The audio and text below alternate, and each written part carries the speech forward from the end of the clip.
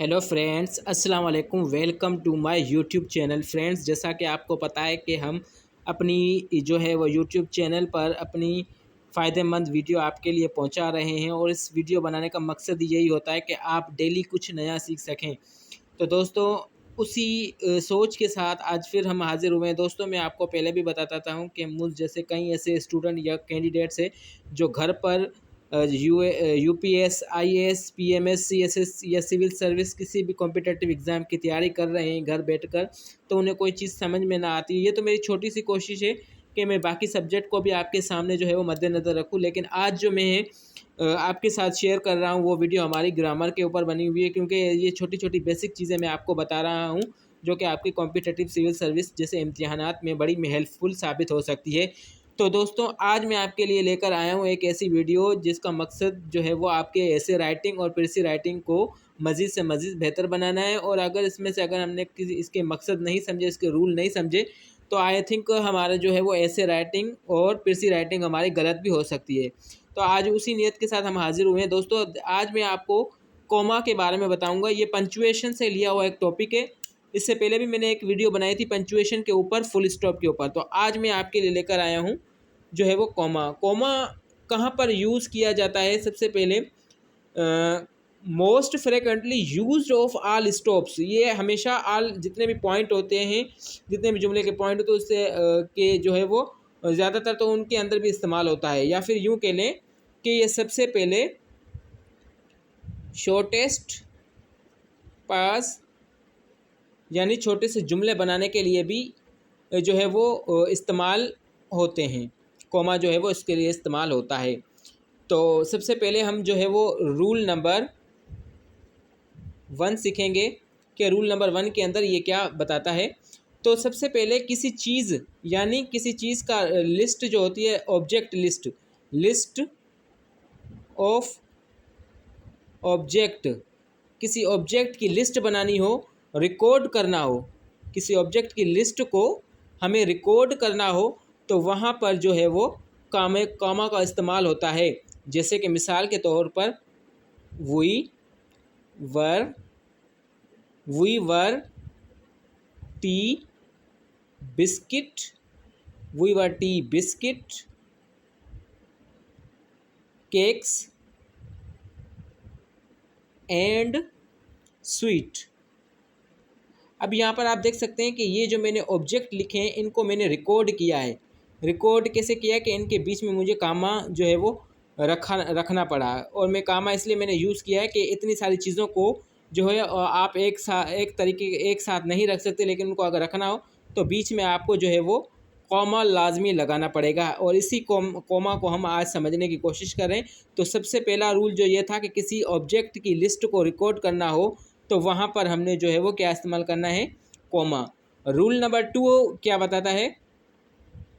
Rule number 2 जो बताता है कि इसको हम एज अ मार्क इस्तेमाल कर सकते हैं, मार्क ऑफ डायरेक्ट स्पीच। जैसे आप नरेशन सीखते हैं, नरेशन के अंदर हम सीखते हैं कि वहाँ पर जो है वो जो कॉमा का इस्तेमाल किया जाता है। जैसे मिसाल के तौर पर टेल मी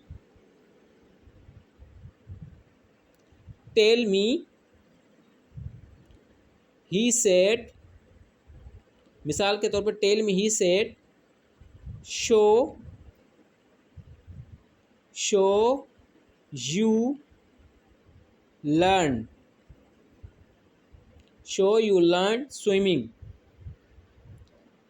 स्विमिंग। अब यहाँ पर जो कॉमा इस्तेमाल किया गया है ये डायरेक्ट स्पीच के लिए भी इस्तेमाल किया जाता है, यानी आप इसको नरेशन के अंदर भी इस्तेमाल कर सकते हैं। Rule number 2। अब रूल नंबर 3 जो है वो क्या है? रूल नंबर 3 जो है वो आप ऐसे कह सकते हैं कि रूल नंबर 3 के अंदर जो हम सीखेंगे कि सबसे पहले मार्क ऑफ सेंटेंस और क्लॉज यानी क्लॉज जैसे जुमले के लिए भी हम इसको इस्तेमाल कर सकते हैं। मिसाल के तौर पर मैं आपको एक जुमला बना के दिखाता हूँ यहाँ पर कि जुमला है, if you help me, I shall be oblige. अगर आप मेरी मदद करेंगे तो मैं आपका बेहद शुक्रगुजार रहूँगा। तो यहाँ पर ये जो कॉमा है ये दो सेंटेंस को आपस में मिलाने के लिए भी इस्तेमाल किए जाते हैं, यानी क्लॉज। ये क्या है? ये क्लॉज है। और इस सेंटेंस दो क्लाज़ों को, यानी ये बताया जा रहा है कि क्लासेस को मिलाने के लिए भी हमने जो है वो कॉमा का इस्तेमाल करना पड़ता है हमें। तो ये कुछ रूल जो है हम आप लोगों के साथ शेयर कर रहे हैं। तो रूल नंबर 4 जो हमें बताता है, रूल नंबर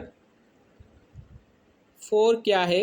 रूल नंबर 4 है कि हम कामे को कहाँ पर यूज़ कर सकते हैं? कामा को यूज़ कर सकते हैं mark of word use in addressing person, यानी इसको हम जो है वो एड्रेसिंग पर्सन के बारे में भी, एड्रेसिंग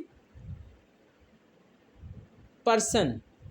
अब ये एड्रेसिंग पर्सन क्या भला है? चलिए मैं आपको मिसाल देकर समझाता हूँ। जैसे Rahim comma you are not attentive. आप ये कह रहा है कि रहीम आप होशियार नहीं हैं, आप एक्टिव नहीं हैं। अब यहाँ पर ये जो कॉमा है ये रहीम को एज अ एड्रेस कर रहा है। तो ऐसे सेंटेंस जो कि पर्सन को एड्रेस कर रहे हो तो वहाँ पर जो है हमने कॉमा का इस्तेमाल करना है। जैसे यहाँ पर मैंने कॉमा लगा दिया है।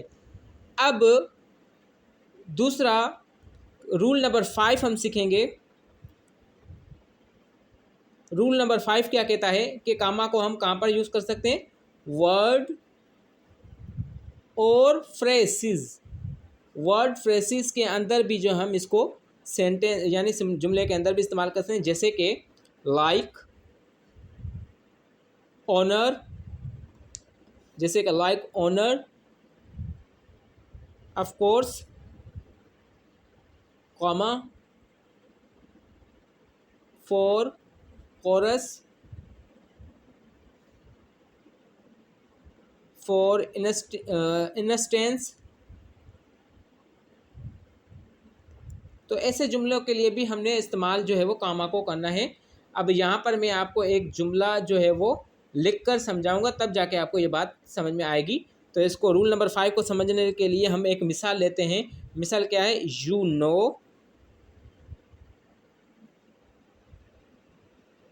No comma of course, of course.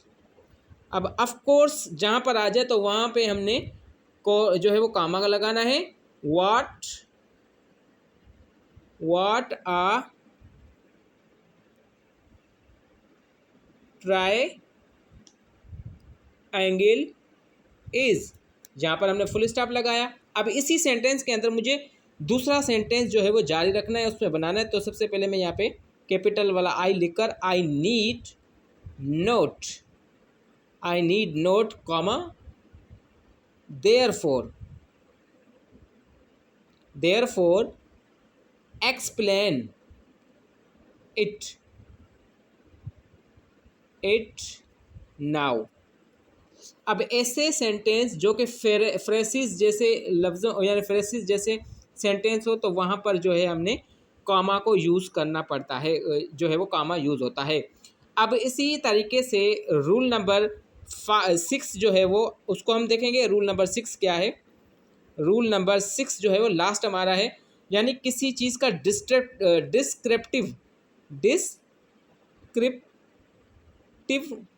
Title देना हो, हमें किसको डिस्क्रिप्टिव टाइटल देना हो किसी चीज़ को, तो हम वहाँ पर एजा जो है वो कॉमा यूज़ करेंगे। मिसाल देकर मैं आपको ये भी समझाता हूँ। जैसे मिस्टर